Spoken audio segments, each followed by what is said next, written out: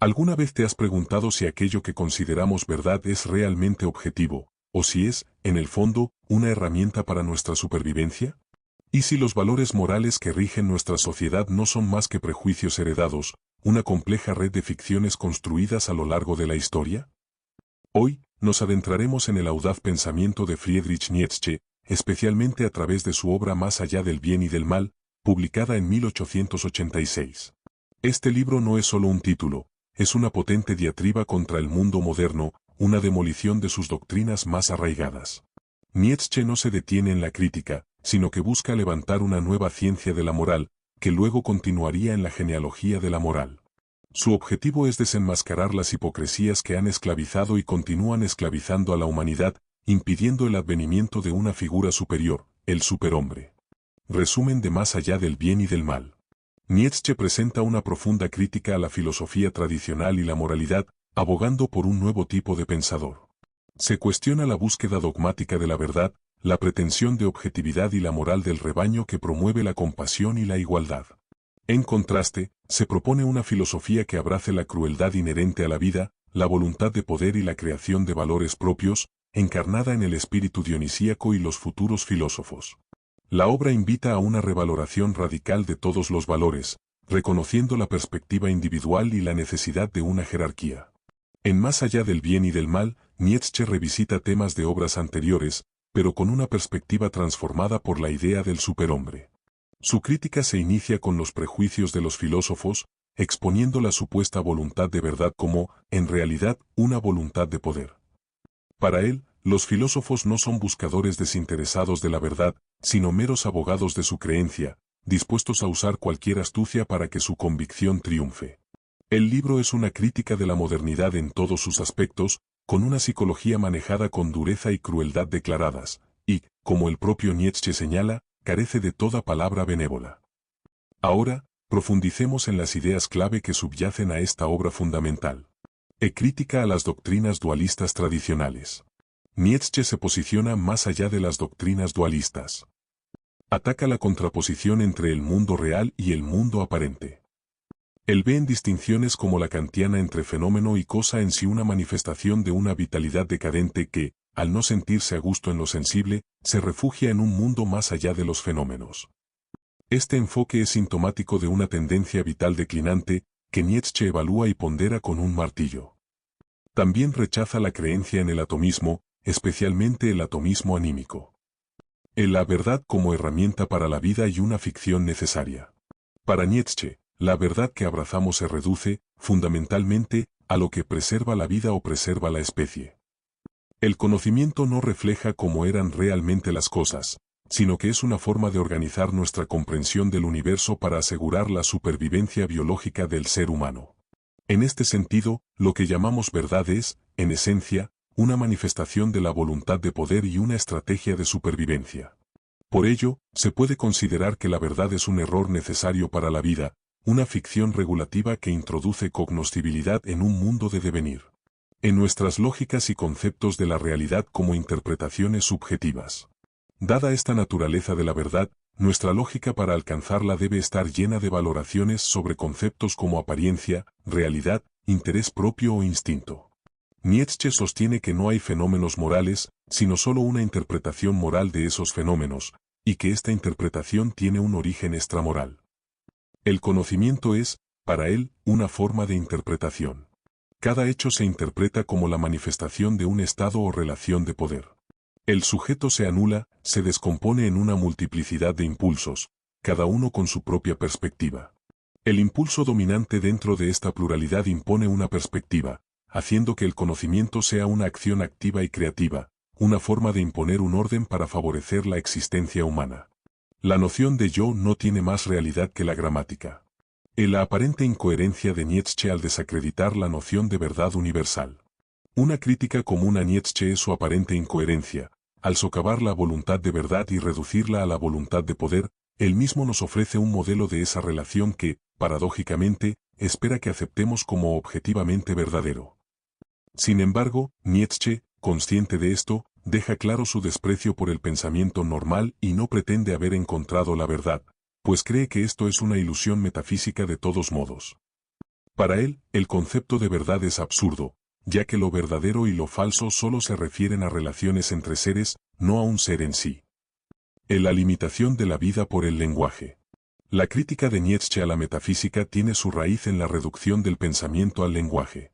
Los conceptos de yo, cosa o voluntad son meras extrapolaciones lingüísticas que carecen de una realidad fuera del lenguaje mismo. La gramática nos subyuga. Por ejemplo, no podemos liberarnos de la noción de Dios porque no podemos liberarnos de la gramática. La verdad es dependiente del lenguaje, siendo solo un uso competente de nuestra capacidad lingüística. El lenguaje mismo es el resultado de puras artes retóricas, no se refiere a lo verdadero, sino a la transmisión de una agitación subjetiva. Esto lleva a un solipsismo del lenguaje, donde no podemos ir más allá de la excitación subjetiva que nos provoca una palabra, porque fuera del lenguaje no hay objetos. El estilo, para Nietzsche, se confunde con el pensamiento, lo que le lleva a decir que mejorar el estilo es mejorar el pensamiento. Su estilo aforístico evita la argumentación y la conceptualización del contenido, y él mismo busca ser comprendido con dificultad, invitando a la sutileza en la interpretación. La influencia de Schopenhauer en Nietzsche. El descubrimiento del mundo como voluntad y representación de Schopenhauer en 1865 tuvo un hondo impacto en Nietzsche. Inicialmente, se presentó como su discípulo. Sin embargo, la noción nietzscheana del arte como justificación de la existencia en el nacimiento de la tragedia ya era incompatible con la idea de Schopenhauer del arte como tranquilizante de la voluntad de vivir. La ruptura real con la metafísica schopenhaueriana se produjo años antes, alrededor de 1867 a 1868. Nietzsche invierte la voluntad de vida de Schopenhauer en su propia voluntad de poder. Su crítica posterior reduce el sistema de Schopenhauer a una intuición poética, argumentando que su intento de llevar lo racional a lo irracional es una huida ante la oscuridad y contradictoriedad de la ausencia de individuación. ¿En Nietzsche, el primer psicoanalista? Nietzsche se consideraba un psicólogo sin igual, y su enfoque psicológico es una característica singular de su obra. La psicología en su filosofía está al servicio de la filosofía misma. Él aborda la psicología de la moral, sospechando que los instintos buenos provienen de instintos malos, y que los instintos malvados son, paradójicamente, los aristocráticos y los que elevan la vida. Esta visión es la clave de su transvaloración de todos los valores.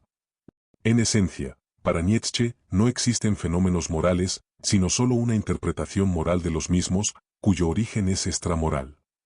La relación entre la psicología nietzscheana y el psicoanálisis se describe como un aire de familia, métodos disolventes no solo de dramas personales, sino de la moral y la política. Nietzsche veía la filosofía, la cultura y la filología como enfermas, manifestando una voluntad terapéutica en su obra. En la hermenéutica de la irreverencia y su crítica a los valores occidentales. El proyecto de Nietzsche consiste en introducir los conceptos de sentido y valor en la filosofía, lo que implica una crítica radical. Él considera que la filosofía moderna, al engendrar una teoría de los valores, paradójicamente creó un nuevo conformismo y sumisiones. Su punto de partida es la sospecha y el desenmascaramiento de la gigantesca tergiversación en la historia occidental, donde la razón y la piedad han debilitado al hombre. Él llama a esta corrosión de las fuerzas vitales nihilismo, que desvaloriza este mundo en favor de un trasmundo ilusorio. Su filosofía de los valores es una crítica a martillazos. Para él, cualquier subyugación, cualquier dominación equivale a una nueva interpretación. Su filosofía es inherentemente pluralista, una única garantía de la libertad en el espíritu concreto, que conduce a un violento ateísmo, donde la muerte de Dios es un evento plural con múltiples sentidos. En la construcción de la moral sobre prejuicios y una voluntad de no saber. Aurora avanza en el cuestionamiento de la moral, proponiendo que los juicios y conceptos morales son interpretaciones que siguen a la acción y no su causa. La distinción entre juicios y prejuicios morales se disuelve. Nuestras valoraciones son una interpretación heredada. La invalidación de la moral está ligada a la de la metafísica. Nietzsche se ve a sí mismo como un topo que socava la confianza en la moral. La voluntad de verdad es desenmascarada como voluntad de poder. Esta autosupresión de la moral culmina en la idea de la muerte de Dios. En la manifestación de la moral de rebaño en la sociedad contemporánea. Nietzsche lanzó una potente diatriba contra el mundo moderno y sus doctrinas, denunciando las hipocresías que han esclavizado a la humanidad. La rebelión de los esclavos en la moral es un tema central. El intelectual europeo es reducido a un animal de tiro o un espejo que evita enfrentarse a sí mismo. Nietzsche critica la emancipación femenina falsamente entendida y arremete contra la política de su tiempo y el Reich. Contrasta la jerarquía con el cuadro histórico de la decadencia, que incluye el cristianismo, las ideas modernas, la moral de la compasión, el socialismo, el anarquismo y la rebelión moral de los esclavos. La cultura alemana, para él, carece de una auténtica unidad, siendo una pseudocultura. La educación busca una generalización del saber y la eliminación de lo excepcional. En la evolución del espíritu libre. El concepto del espíritu libre es fundamental en la filosofía de Nietzsche, sirviendo de nexo entre sus primeras obras y las posteriores a Así habló Zaratustra. Este espíritu evoluciona de ser un mero librepensador a un espíritu que está más allá del bien y del mal. En Humano, demasiado humano, el espíritu libre se presenta como una primera formulación del nosotros ideal, cuya independencia radica en un ejercicio de la ciencia a nivel de experiencia. En Más allá del bien y del mal, la figura del espíritu libre se recupera como una etapa intermedia hacia los nuevos filósofos, quienes se convertirán en los legisladores. En la definición de los nuevos filósofos y sus diferencias. Nietzsche contrapone al europeo de su época con el buen europeo, en quien se encarna el espíritu libre. Estos son los nuevos filósofos que aparecen en el horizonte. Son aquellos que, para Nietzsche, pueden ascender hacia el superhombre. Su función es ser legisladores, proponiendo una nueva valoración que se opone a la decadencia de la sociedad democrática. Para estos nuevos filósofos, conocer, erkennen, se confunde con crear, schaffen, y la voluntad de verdad se funde con la voluntad de poder. Ellos son los señores de la tierra que habrán de reinstaurar el principio de jerarquía, forjando una transfiguración de la sensibilidad a través del patos de la distancia. El papel del nihilismo en Nietzsche. El nihilismo, para Nietzsche, implica un menoscabo, una desvalorización de este mundo único en favor de un trasmundo idealizado. Es la corrosión de las fuerzas vitales del hombre. El triunfo del ideal ascético ha llevado al nihilismo, al gran asco y la gran compasión por el hombre, con la máxima, mejor querer la nada a no querer. El anticristo aborda el nihilismo como un movimiento negador de la vida. La figura de Zaratustra es un contraideal cristiano, un medio para la recuperación de la salud y la superación del nihilismo más radical, lo que culmina en la idea del gran mediodía. En síntesis, la filosofía de Nietzsche, como un pensamiento íntimo y profundo, nos desafía a cuestionar las bases de nuestro conocimiento y moralidad. Él desvela cómo nuestras verdades y lógicas son construcciones subjetivas, herramientas forjadas para la supervivencia más que reflejos de una realidad intrínseca. A pesar de las críticas sobre su propia coherencia al desmitificar la verdad, su propósito no era establecer una nueva verdad dogmática, sino una perspectiva que afirmara la vida.